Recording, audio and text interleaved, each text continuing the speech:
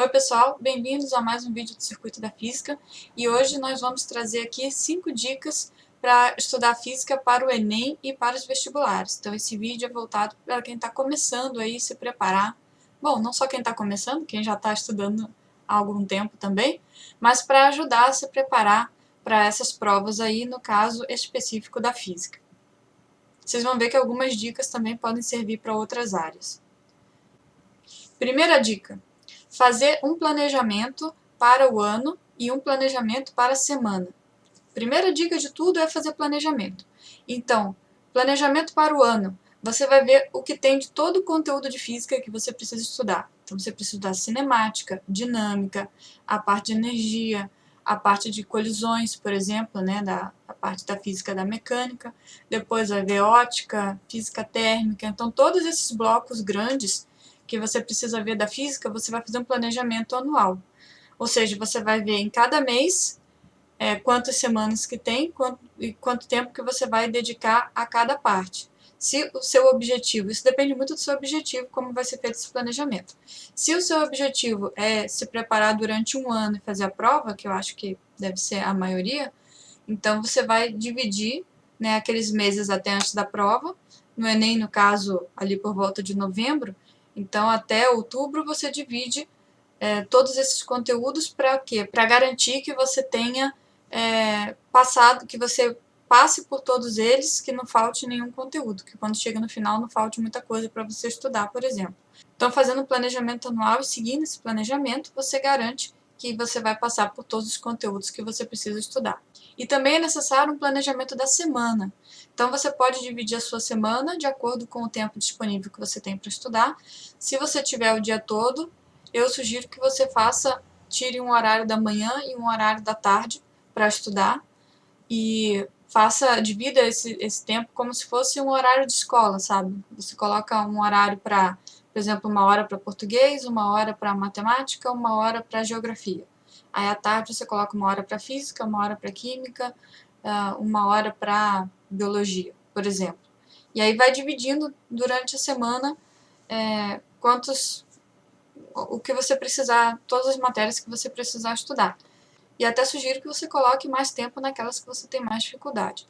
Se você vai estudar, se preparar para o vestibular no tempo da noite, então você pega esses horários da noite e faz também, né, 1 hora, 40 minutos, não sei, para cada matéria, dividindo bem a semana para que você consiga cumprir aquele seu objetivo do planejamento anual com esse planejamento semanal. Esse planejamento semanal ele está visando cumprir esse anual, né? Então você precisa desses dois planejamentos.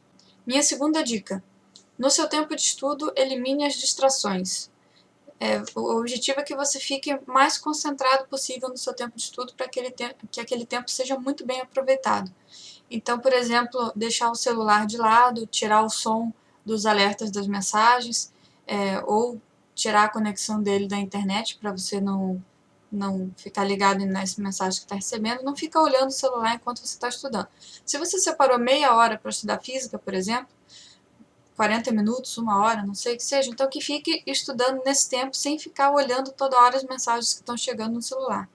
Isso vale para a TV também, não se estuda com TV ligada, né? Se você não tiver silêncio na sua casa, uma dica boa é você estudar com música instrumental, ou alguma música que tenha a voz, mas em alguma língua que você não entenda. Então, aquele som de fundo vai permitir com que você não fique prestando atenção nas pessoas falando na casa, né, outros sons assim. E aí outra coisa interessante é você fazer pausas. Então você coloca meia hora de estudo de alguma disciplina, aí faz uma pausa de uns 10 minutos, aí você vai lá, olha o teu celular, olha as tuas mensagens, fala com as pessoas na casa, né, toma uma água ou toma um cafezinho, e depois você volta, estuda mais 30, 40 minutos. Você pode ir fazendo assim, um tempo de estudo e um tempo de pausa. Inclusive tem até aplicativos no celular que podem te ajudar. Tem um, se eu não me engano, chama Interval Timer, que você pode colocar o tempo da atividade e o tempo de pausa. Então você pode colocar os ciclos quantos você precisar. Terceira dica: faça anotações sobre o que você está estudando.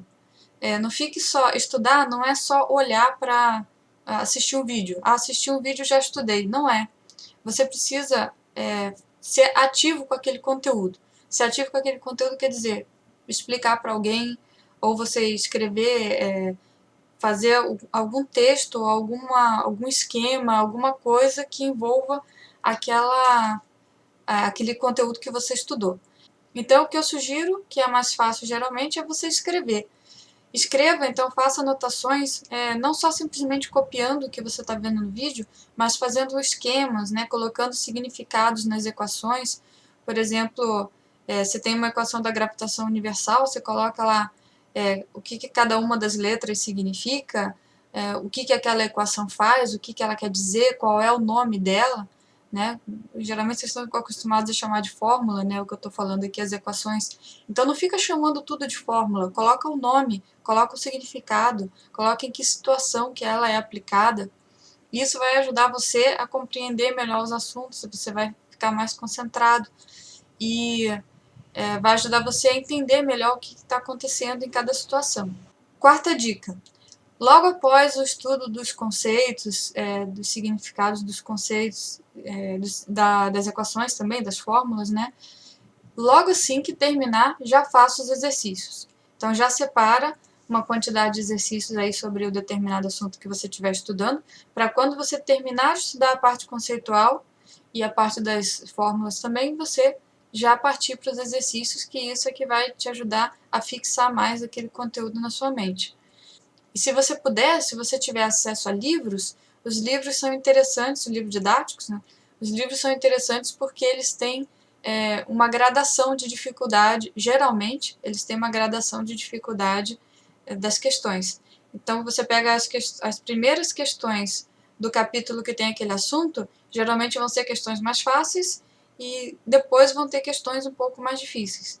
Então essas questões mais fáceis ajudam você a se habituar com aquele conteúdo, a se habituar com a aplicação das fórmulas e depois, aí sim, nas questões mais difíceis, você vai estar mais acostumado para poder lidar com um pouquinho mais de dificuldade na parte da interpretação. Outra coisa em relação aos exercícios. Eu sugiro que você faça uma resposta, eu sempre fiz isso também, isso me ajuda muito a estudar, eu sugiro que você faça suas respostas como se você tivesse que explicar para uma pessoa, outra pessoa que vai ler. Que outra pessoa tivesse que entender o que você respondeu só pelo que você escreveu. Então faça uma resposta mais completa. Isso vai obrigar o seu cérebro a organizar as ideias. Isso vai te ajudar a pensar melhor sobre aquele assunto e a entender melhor. Nesse processo vai acontecer a melhor compreensão dos assuntos e você vai aprender mais. Então não faça as respostas aquele mínimo, o mínimo do mínimo. Faça uma resposta bem desenvolvida, faça uma resposta que uma pessoa lendo, você imagina, né, que uma pessoa fosse ler e ela vai entender só pelo que está escrito ali. Então faça uma resposta bem completa, que isso te ajuda muito a estudar. E a quinta e última dica é sobre as temidas fórmulas. O Enem e os vestibulares, a maioria deles não tem formulário. Então muitos alunos ficam apavorados porque não sabem como vão decorar todas aquelas fórmulas, né, de física, de química, de matemática. E eu dou uma dica aqui que vai depender de você fazer os exercícios de cada assunto. Então, se você separar sempre exercícios para fazer de cada assunto que você for estudar, quando você for fazer o exercício, a primeira coisa que você escrever não seja direto substituindo os números na fórmula ou na equação, né? Escreva aquela fórmula primeiro, escreva aquela equação primeiro. Se toda vez que você fizer o exercício você escrever, e se você fizer os exercícios, claro, né? Mas toda vez que você escrever a fórmula, você vai acabar, sem querer, decorando a fórmula, assim como você decorou o seu número de CPF, por exemplo, de tanto você digitar, né, em formulários que você precisou o seu número de CPF, de repente você já sabia o seu número de CPF, você não fez um esforço para decorar ele. Então isso também foi uma coisa que eu fiz quando eu fiz vestibular. Eu fiz vestibular na UF, no Rio de Janeiro, não tinha formulário também, e isso me ajudou tanto em química, em física e em matemática, que eu estou falando específico para física, mas para matemática e para química serve também. Então, se você fizer uma quantidade de exercícios razoável, sempre colocando a fórmula, né, no começo, você vai acabar decorando todas elas sem ter nenhum esforço de pegar uma folha e ficar especificamente decorando fórmula, né? Não precisa disso, é só você fazer os exercícios e toda vez escrever. Então as 5 dicas foram essas, espero que elas ajudem vocês a estudar. Se você gostou, deixe seu joinha e até o próximo vídeo do nosso canal. Tchau!